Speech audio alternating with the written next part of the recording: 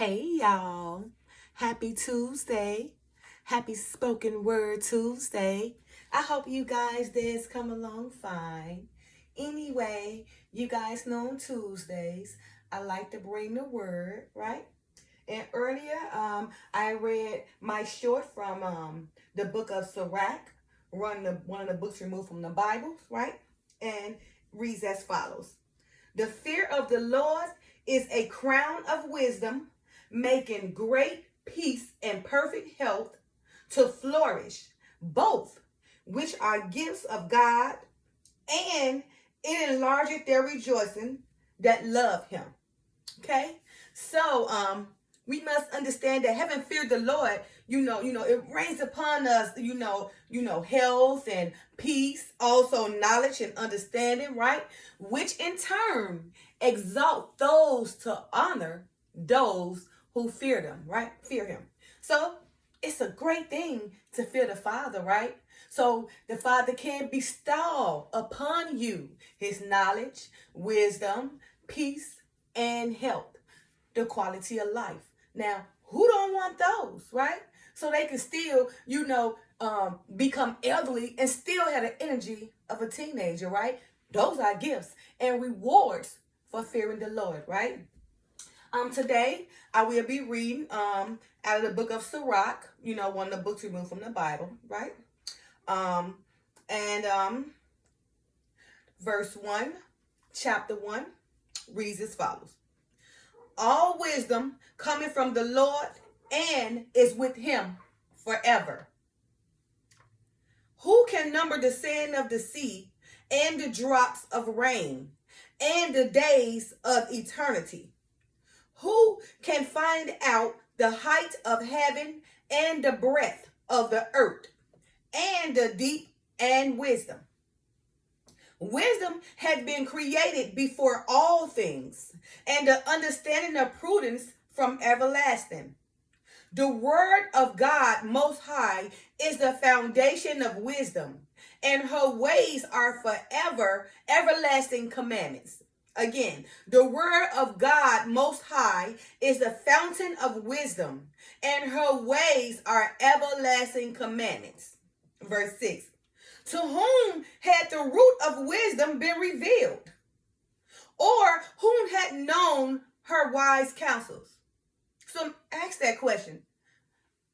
Who among us, you guys, have the knowledge and wisdom, being made manifest to, right?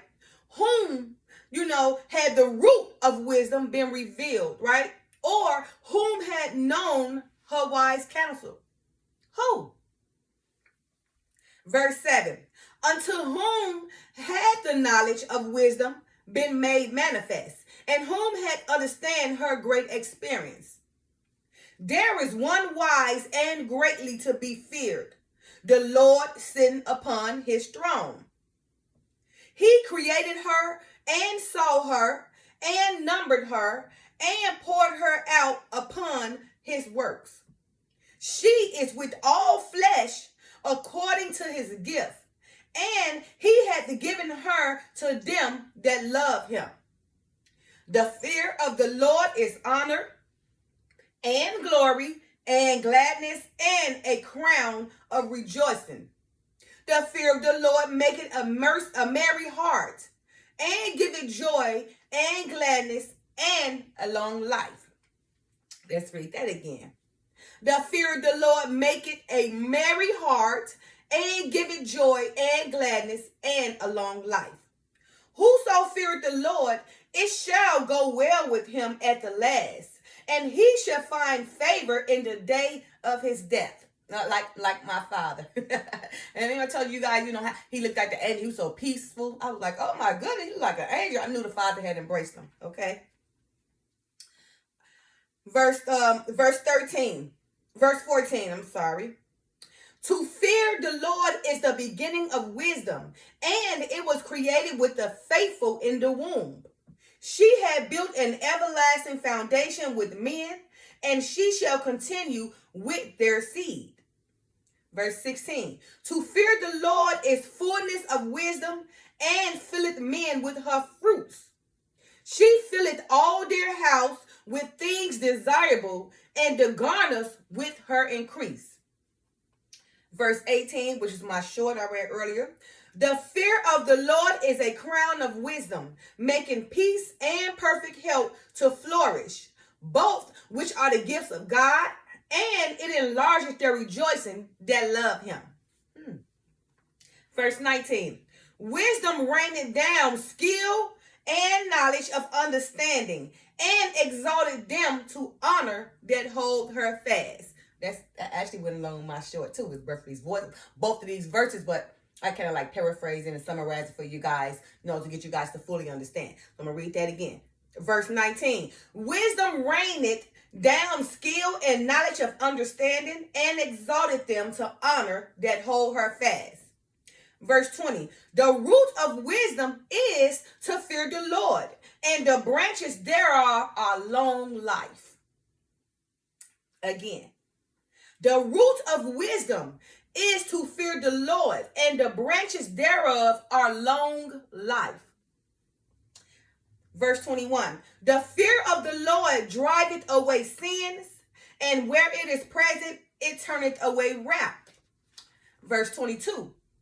A furious man cannot be justified, for the sway of his fury shall be his destruction. A patient man will bear for a time, and afterward joy shall spring upon him. So you see the two differences? I'm going to read that again. Verse 22. A furious man cannot be justified, for the sway of his fury shall be his destruction. But a patient man will bear for a time, and afterward joy shall spring up upon him, or unto him. Verse 24. He will hide his words for a time, and the lips of many shall declare his wisdom. So that's a patient person. He will hide his words for a time, being patient, and the lips of many shall declare his wisdom, because they know he understands, he's observant in back. Verse 25. The parables of knowledge are in the treasures of wisdom, but godliness is an abomination to a sinner.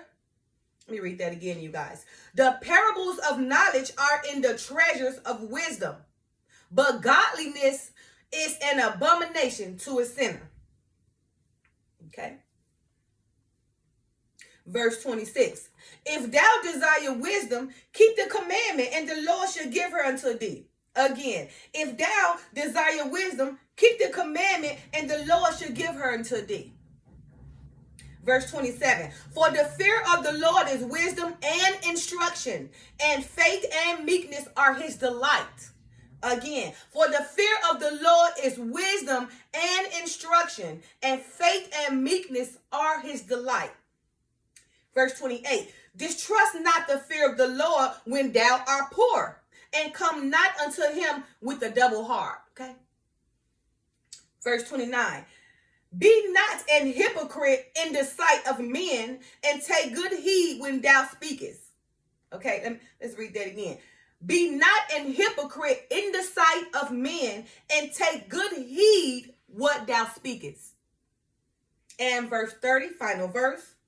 Exalt not thyself, lest thou fall, and bring dishonor to thy soul. And so God discover thy secrets, and cast thee down in the midst of the congregation, because thou camest not in truth to the fear of the Lord, but thy heart is full of deceit. Let's read that last one again, okay, because it's very important. Verse 30. Exalt not thyself, lest thou fall, and bring dishonor upon thy soul. And so God discovered thy secrets, and cast thee down in the midst of the congregation, because thou camest not in truth to the fear of the Lord, but thy heart is full of deceit. So as you guys see, fearing the Lord, brings upon us peace, health, understanding, and knowledge, which in turn exalt those to honor who fear the Lord, right? So having fear, brings what? Wisdom, which is a feminine, which is a she, brings wisdom, right? And just being patient in everything and holding your words and not observe it, and allow things to come instead of moving fast and exalting thyself. That is having wisdom. And in turn, you will already be exalted. So there's no need to be impatient or, untrustworthy or deceptive, right? Because the Father will discover your secrets and make it be known, and you're going to become the mocking of the world, right?